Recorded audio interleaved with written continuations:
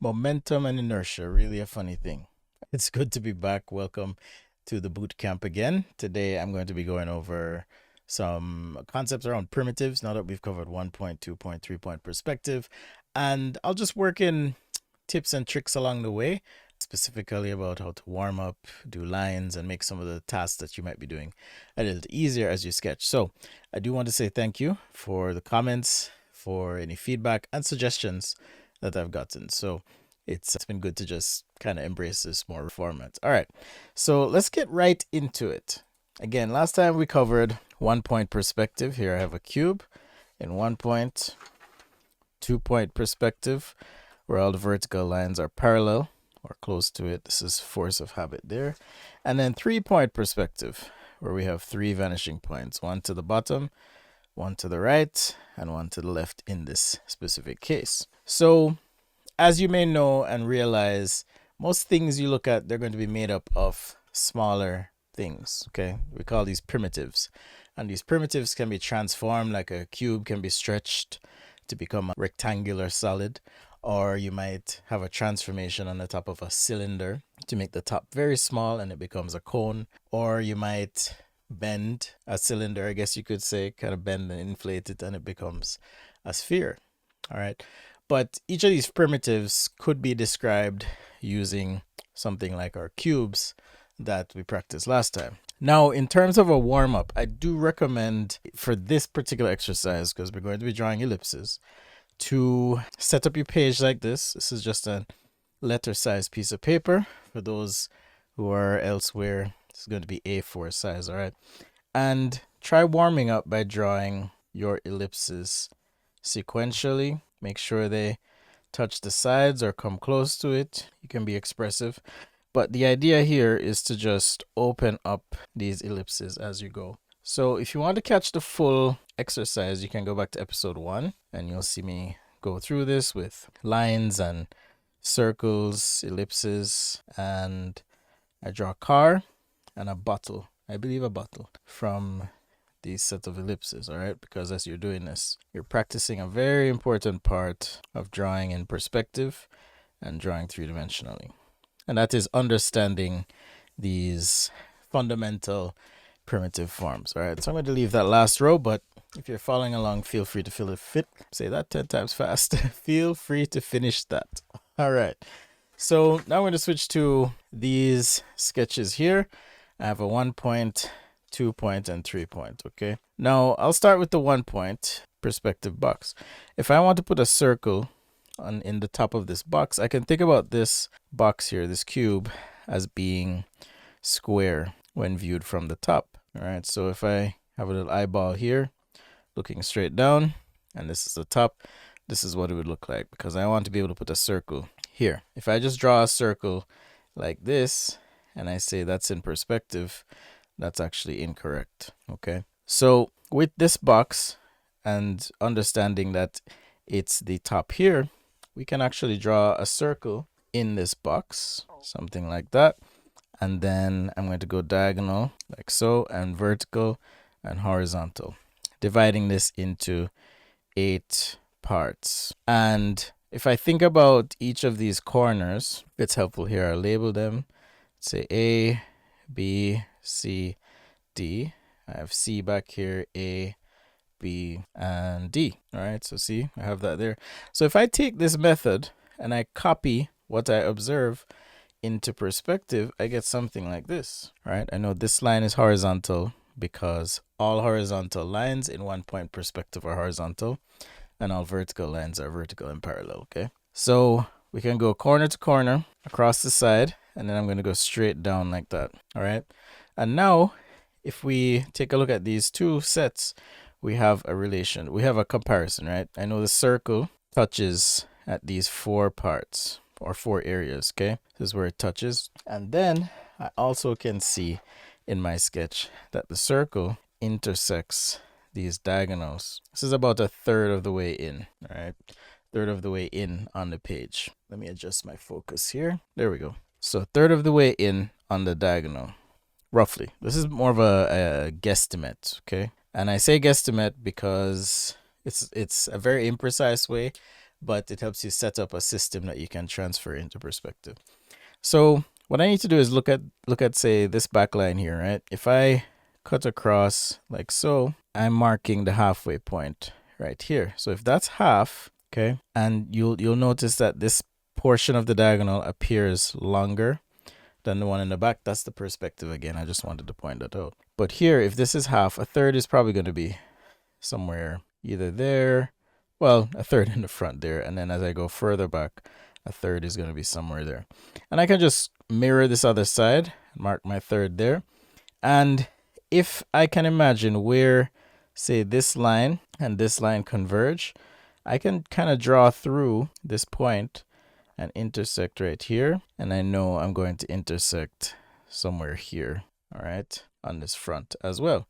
So now I have 1, 2, 3, 4 points, and then 1, 2, 3, 4 points where I will be tangent. So if I were drawing this circle now, let's grab a different color marker, see if this pink works. If I were drawing this ellipse rather in perspective, I'm going to end up with something that looks kind of like this, all right? And with the ellipse here, we can do the same thing on the bottom, by the way. But I was saying with this ellipse, we have a minor axis and a major axis.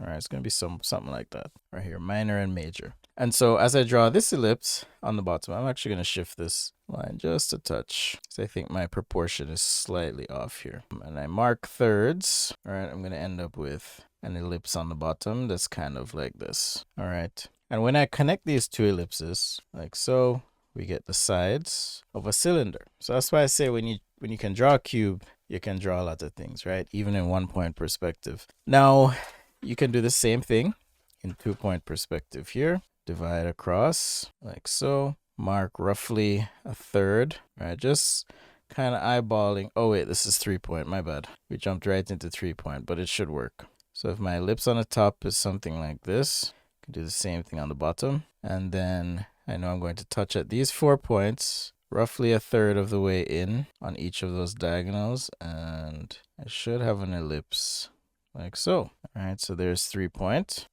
Then I'm going to do 2 point, which I'll do freehand.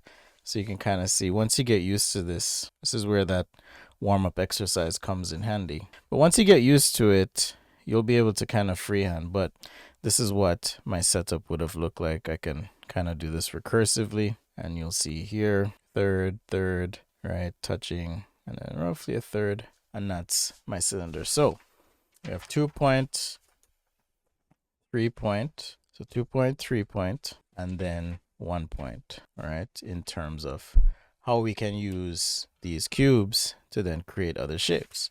So as you can imagine, with something like a cone, I'll use this 3 point example. A cone is going to look something like this, where from this point down to where I would have drawn this ellipse, if I connect these such that the lines are tangent, like so, I have a cone. I can just resketch over with the blue just to enhance this a little bit. All right, there we go. So there I have my cone. And if I want a pyramid, I can take a square base like so and connect it to that point. All right, just like that. But what of the sphere? All right, spoiler, a sphere in perspective is just a sphere, okay? But I'll show you why. So for a sphere, you have to kind of think of it as being a circle in every direction. So this way, that way, and if I'm looking at this in perspective, this way as well, right? So we have this coordinates to assess. But all of these would be a circular cut here, circular cut here, and a circular cut. So that means that I can draw, if I can draw rather, a series of circles. And this demo gets a little messy, I'm going to warn you just ahead of time here. But if I can draw effectively 3 squares, so one going this way, right? And then we have one in the middle here going like that. And then I need one more. I always forget this one. Oh, this direction. So let's use an orange for that. All right. So we go this direction now, and then up and over to the back and then down. All right. Now, I'm not going to draw all the points to construct the ellipse here, just because it gets so messy. Just trust me on this. But if I were to draw an ellipse here on this square plane, right?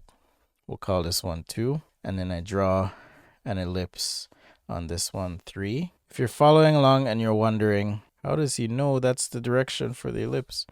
You'll just have to go through that activity of marking the halves like that. Third, this one could be a bit more open. Marking the thirds, drawing the ellipse. All right, let's do our final one.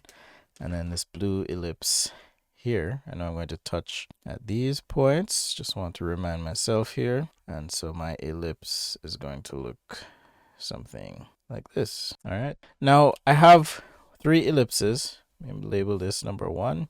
So I have 1, 2, 3, right? So if I take a pen and just draw so that a curve is tangent, right, to all of these ellipses, here's what you end up with. I'm just using my black pen here. Notice I'm going through these points, right, where there's tangency. But what you end up with is something like this. All right, messy line. But does that look familiar? It's a circle, right? So the sphere, constructing a sphere with a cube, definitely possible. But the shorthand is just to draw a circle. In perspective, we can add a shadow if we want to, maybe clean up some of that proportion. But a circle is a sphere in perspective. We just show the 3-dimensionality of it using shading or a couple other tricks as well. All right. So once you can draw primitives, okay, with this construction method, what I want you to try and do is leave behind some of the construction and come up with sketch pages. All right. So by sketch page, I mean, I might start with an ellipse here. I draw 2 lines down, and then I'm going to draw another ellipse like that. All right. And I might play with the proportion. I may say, okay, what if this cylinder is a bit wider? I did neglect to mention though. All right. We had Starfish Man show up last time. Starfish Man is back. Okay. When Starfish Man here is looking at the top of this box as opposed to the bottom, or breathing fire, I suppose, because his mouth is right there. But looking at the top versus the bottom, what do you notice about the ellipses? Okay, I'm not really going to make you wait, but the top ellipse is narrower than the bottom ellipse. So that means that these 2 faces are at a different degree, right?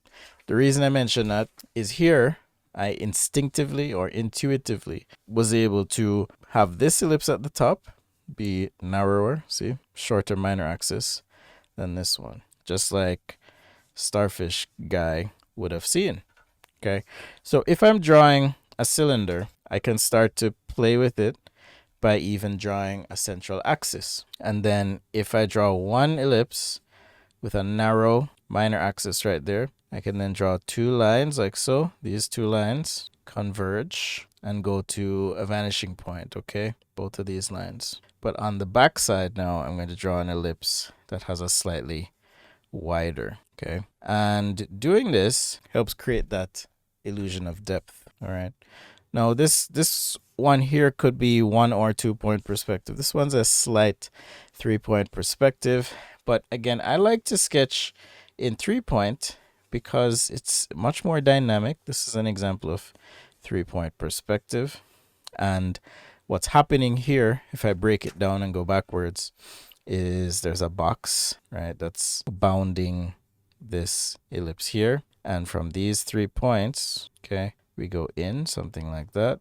And then the bottom box is going to be maybe something like this, okay? So that's what's happening when you draw in 3 point perspective like that. But I say that to say you can continue to practice these primitives. So these are cylinders. Just go ahead and fill up pages, all right? Maybe start with an ellipse on the bottom here, go up to a point, and then down to where these lines are tangent. You've now drawn a cone. Or you can start with a square in perspective, find the center point. From this point, go up and then connect the sides. All right, these are fundamental basic shapes that we can transform, turn into shoes and cars, computer mice, things like that. All right. And then, of course, keep practicing those cubes.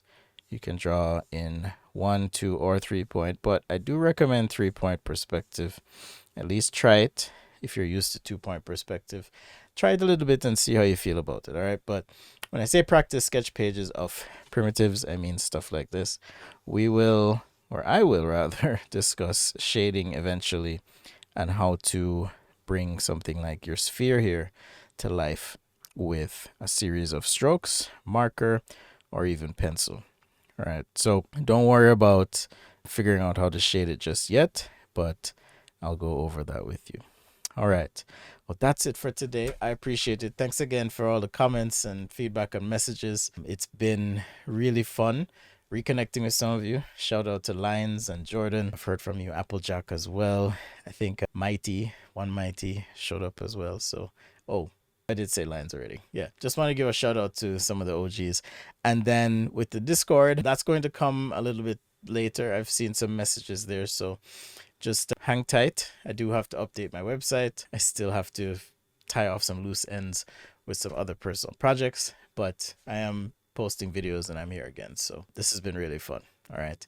If you like the content, definitely subscribe. I'll do all the good things. I'm on Instagram. You can find me there. I'm on TikTok as well.